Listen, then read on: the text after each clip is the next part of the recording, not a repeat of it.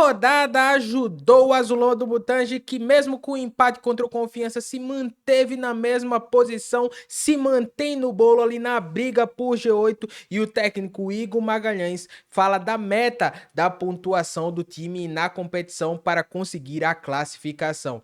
Isso e muito mais no vídeo de hoje, então solta a vinheta aí e vamos embora.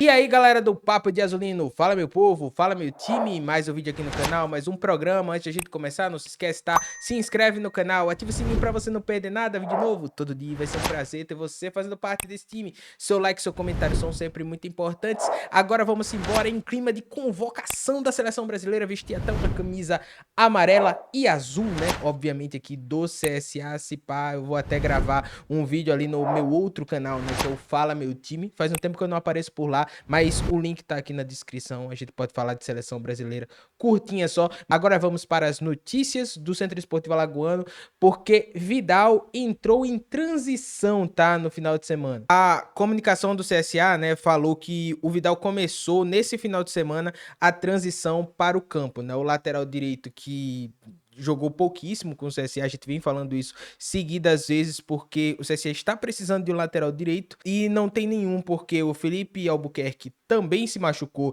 E aí a outra informação de hoje, né, que é aqui, foi confirmado que o Felipe tá com a lesão aí grau 2. O Felipe apresentou lesão grau 2 no bíceps femoral da coxa direita. Então ele segue tratamento, né? O que a gente imagina aí é que ele esteja apto em 2 semanas. Óbvio que isso aí depende da resposta de cada jogador. Mas o Felipe tá jogando muita bola, né? Fez um excelente jogo contra o Grêmio, mas desfalca o CSA, inclusive se machuca contra o Grêmio, né? Ele sai antes da partida terminar. Enfim, é uma baixa. O Vidal nós não sabemos, né, se ele estará apto ou não para a partida contra o São Bernardo, mas ele está em transição, né? E como vai ser aí a movimentação do CSA, porque o Vidal voltando, aí o CSA teria 3 laterais direitos, né? Já que o Diogo, e a gente fez vídeo ontem sobre ele, né? Tá praticamente fechado com o CSA, né? Já foi confirmado, inclusive, pelo técnico Igor Magalhães,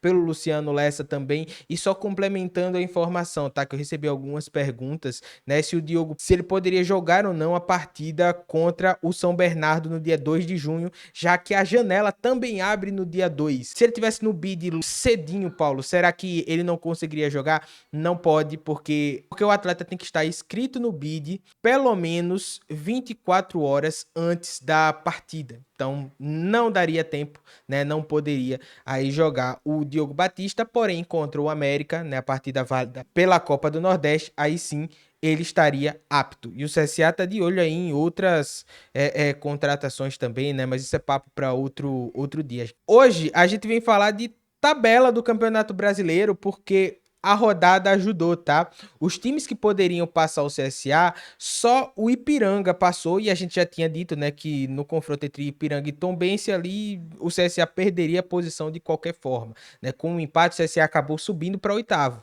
Mas quando Ipiranga e Tombense jogassem, né, quem ganhasse ou se houvesse um empate, aí o CSA perderia a posição de qualquer forma. Se houvesse um empate, Tombense passaria o CSA pelo número de cartões, mas passaria o CSA. Ficaria tudo empatado, mas passaria o CSA no número de cartões. Como o Ipiranga venceu, e o Ipiranga tá com um bom desempenho dentro de casa, né? Como o Ipiranga venceu, passou o CSA pelo número de vitórias. Pra gente ver como as vitórias aqui é um critério de desempate importante, né? Então isso também tem que ser levado em consideração. Então a gente não pode observar aqui só a pontuação, né? Olhando lá para frente, né? Uma classificação. A gente tem que olhar também os critérios de desempate, e aqui o que está fazendo o CSA ficar fora do G8 hoje é o critério do número de vitórias, né? Mas a rodada ela ajudou, né? O Retrô acabou perdendo para o Botafogo, o Londrina acabou empatando com o ABC, inclusive a arbitragem da Série C é um problema, porque garfaram o ABC, tá? Garfaram com força o ABC,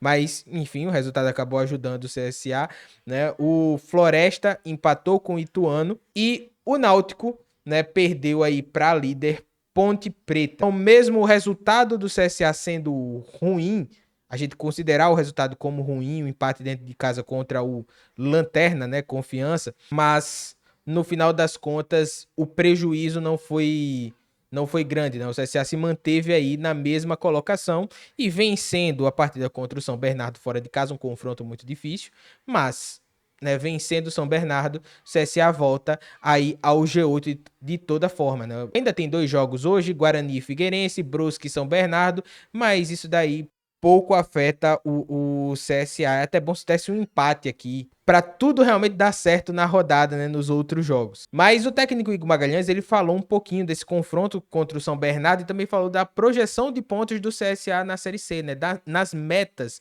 que o CSA tem. Então achei importante trazer aqui para o vídeo de hoje. Então põe no ar aí as falas do técnico Igor Magalhães. Era uma fala nossa, principalmente, de tentar fechar esse período que a gente vai ficar fora para trazer um pouco mais de conexão com o nosso torcedor. Não conseguimos.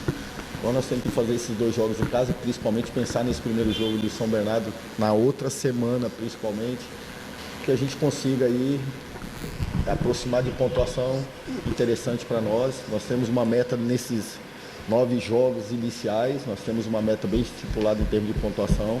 Depois vai ficar faltando 10 jogos, desses 10 jogos também de 30 pontos disputados. Se a gente conseguir uma meta aí que nós temos internamente, pode nos aproximar muito aqui do que nós queremos. Como é que é a meta dos 9 jogos, Igor? A gente contabiliza praticamente quase a metade da competição.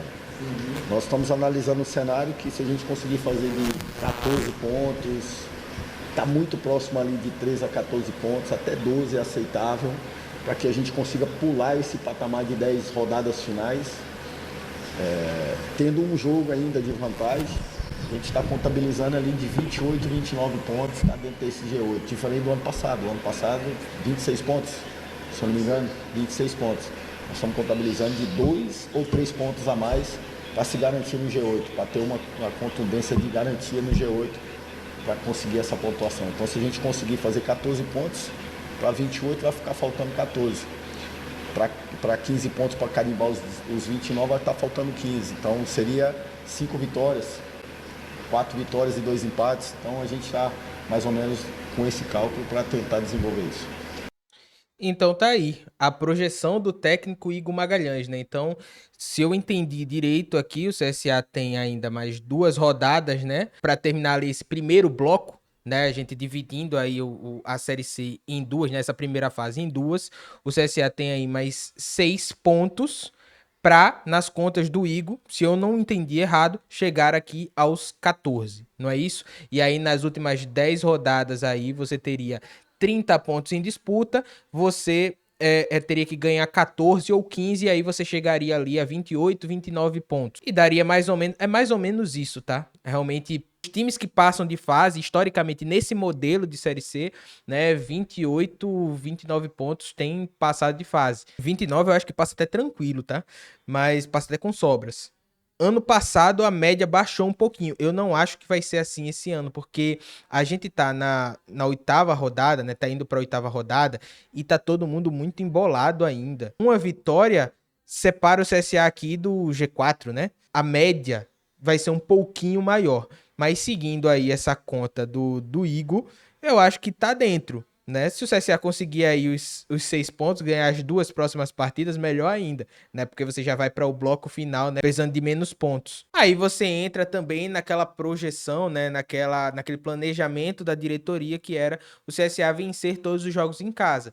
Aqui já começou a complicar um pouquinho, porque na Série C o CSA tem 4 jogos em casa feitos, mas venceu 2 e empatou 2. Já mexe um pouquinho quando a gente começa a olhar a questão do critério de desempate, que é o número de vitórias. O CSA conseguiu repor, né, os 2 pontos que tinha perdido contra o Anápolis nos empates contra ABC, Tombense.